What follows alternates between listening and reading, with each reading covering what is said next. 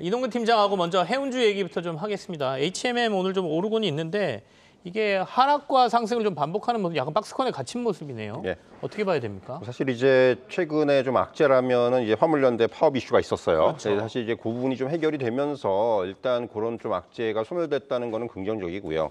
최근에 이제 수출 컨테이너의 운임을 보면 여전히 강세를 보이고 있습니다. 뭐 미주 지역이라든가 또 이제 중국 지역이라든가 이런 쪽에서의 어떤 운임들은 강세를 보이고 있어요. 사실 이제 글로벌 물동량이 좀 회복되는 과정에서 여전히 그 운송 지연이라든가 또 이제 운임 상승이라든가 이런 흐름들은 이어지는데 다만 이것이 이제 시장의 기대치가 워낙 높아져 있습니다. 그렇기 때문에 최근에 이제 어쨌든 간에 계속해서 이제 그 상승세 가파르게 나타나다가 최근에 연상세가 좀 이제 둔화가 되는 모습들이 나타나고 있는 거죠. 이제 어느 정도 이런 그 운임의 상승세라든가 컨테이너 운임 상승세도 이제 어느 정도 피크아웃이 되는 것이 아니냐. 네. 또 이런 얘기들이 한쪽에서 나오고 있죠. 아직까지는 이제 실적도 굉장히 좋고 합니다만은 이런 부분들이 언제까지 이어질 것이냐라는 이런 쪽에 조금 더 포커스가 맞춰지는 것 같아요. 그래서 최근에 이제 뭐 어떤 업종의 하락세가 나타나는 부분도 그런 부분에 이제 기인한 측면들이 분명히 있을 거고요. 그렇기 때문에 이런 종목들은 사실 지금의 실적도 중요하지만은 향후에 이제 과연 그렇다면 이런 실적들이 계속 이어질 수 있을지 이런 부분들에 대한 계속되는 좀 이제 확인이 필요하다. 사실 어느 정도의 주가가 많이 빠진 건 맞아요. 그래서 이제 단기적인 어떤 이런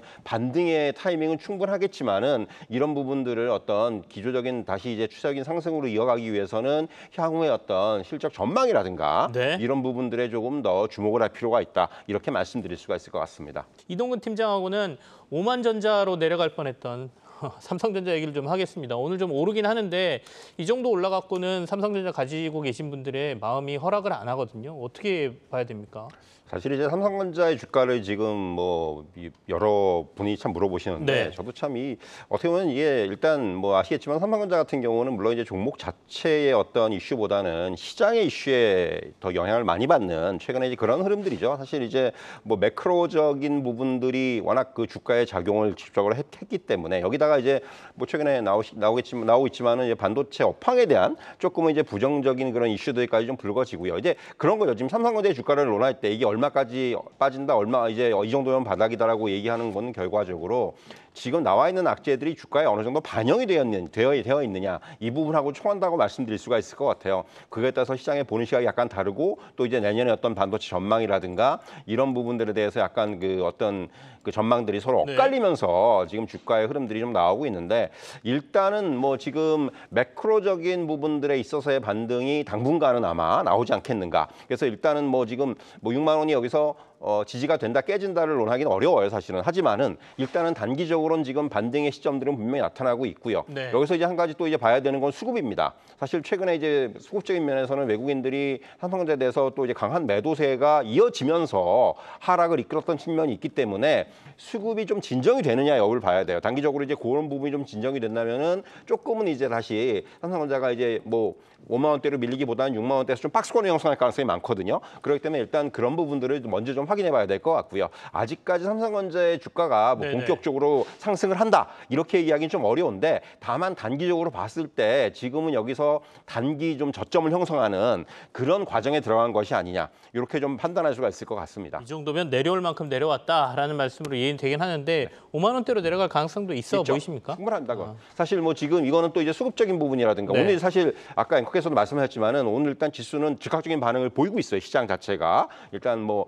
안도감이라든가 어떤 그 불확실성의 해소라든가 이런 부분들을 반영하고 있는데 아직까지 뭐 시장 자체가 여기서 계속해서 올라간다라고 얘기하기가 어려운 장입니다. 아직까지는. 그렇기 때문에 그런 부분들하고 또 삼성전자의 주가는 연동이 될 수가 있어요. 그래서 사실은 지금은 삼성전자의 주가가 뭐 5만 원대로 간다. 근데 지금은 사실 저는 그렇게 생각을 해요. 설사 5만 원대로 가더라도 그런 주가에 오래 머물러 있을 것 같지는 않아요. 그렇기 때문에 지금은 사실은 뭐 이런 얘기는 참 또 제가 이런 얘기하면 또 굉장히 그 안 좋은 반응을 보실 분들도 많겠는데 사실 지금은 삼성전자 주가는 조금 저점, 이게 분할해서 모아가는 전략은 충분히 가능한 이제 이러한 영역이 아닌가 이렇게 말씀드릴 수 있을 것 같아요. LG그룹은 삼성그룹과 완전 다른 모습을 나타내고 있습니다. 삼성전자는 외국인이 계속해서 팔고 있지만 LG이노텍 같은 경우에는 외국인이 12거래를 연속 사들이고 있고요. LG전자나 주식회사 LG도 수급이 좋은 상태인데요. 오늘 일제히 4%의 반등을 보이고 있는 상황입니다. 주가가 좀 쉴 만큼 쉬었는데 지금 이제 눈여겨봐도 될까요? 이동근 팀장님? 사실 이제 LG노텍 같은 경우가 가장 눈에 띄는 지금 오늘 같은 경우는 5% 이상의 상승세를 네. 보여주면서 좀 그 대형주 중에서는 가장 좀 역시 좀 선두를 보이고 있어요. 이전에서 사실 LG노텍 같은 경우가 제가 뭐 이전에도 한번 그런 말씀 드린 적이 있는데 지금 시장에서 대형 중에서 그나마 믿을 만한 종목이 좀 LG노텍이라는 말씀만 드린 적이 있는데 결국 이제 이전 LG노텍을 비롯해서 LG전자도 그렇고 이제 이런 그 LG 그룹주들의 LG 관련해서 이제 IT를 주로 하는 이런 기업들의 역시 가장 큰 이제 재료라고 할 수 있는 부분들은 전장이라고 할 수가 있겠죠. 역시 자동차 부분에 있어서 전장.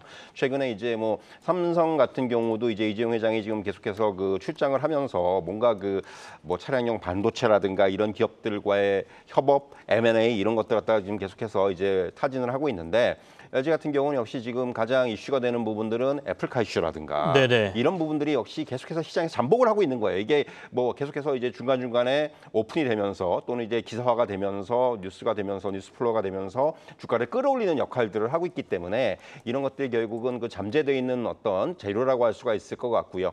어떤 기업적인 내용을 보더라도 역시 뭐 LG노텍 같은 경우는 뭐 이런 카메라 모듈이라든가 이런 쪽에서 어떤 기술력을 바탕으로 해서 뭐 최근에는 또 이제 삼성과의 협업이라든가 이런 부분들까지도 얘기가 나오고 있기 때문에 그런 부분들이 감안한다면은 충분히 어떤 주가적인 측면 최근에 이제 주가도 이제 이번 하락 과정에서 조정을 받았기 때문에 조정이라기보다는 이제 저는 이제 장기적인 그림에서는 좀 눌림목이 될 수도 있는 부분인데 사실 이런 종목들은 이렇게 조정 시기가 하나의 또 어떤 그 매수의 적기라고 볼 수도 있거든요. 그렇기 때문에 이런 그 관련된 뭔가 재료를 가진 이제 향후에 어떤 미래 성장 산업에 있어서의 재료라는 측면에서는 이런 LG노텍 같은 종목은 특히 좀 장기적인 관점에서 긍정적으로 볼 필요가 있다. 이렇게 좀 말씀드릴 수 있을 것 같습니다.